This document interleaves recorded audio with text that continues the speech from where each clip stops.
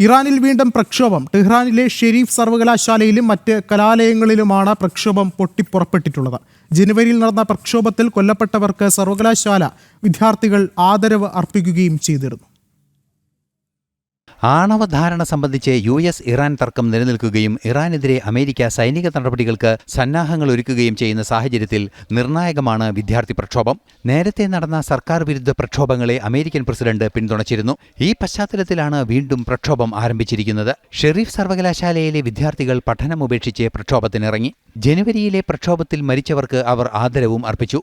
നേരത്തെ നടന്ന പ്രക്ഷോഭത്തിന് നേതൃത്വം നൽകിയവരോട് അത് തുടരാനുള്ള നിർദ്ദേശം ട്രംപ് നൽകിയിരുന്നു. പിന്നീട് ഇറാൻ ഭരണകൂടം പ്രക്ഷോഭം അമർച്ച ചെയ്യുകയായിരുന്നു. നാണയത്തിന്റെ മൂല്യമിടിഞ്ഞതിനെ തുടർന്നാണ് ജനുവരിയിൽ പ്രക്ഷോഭം അരങ്ങേറിയത്. ഇറാനിലെ ഇസ്ലാമിക ഭരണകൂടം അധികാരമൊഴിയണമെന്ന ആവശ്യത്തിലേക്ക് പിന്നീടത് എത്തുകയായിരുന്നു. സമാന സാഹചര്യം ഇന്നും ഇറാനിൽ നിലനിൽക്കുന്നു എന്നതും വസ്തുതയാണ്.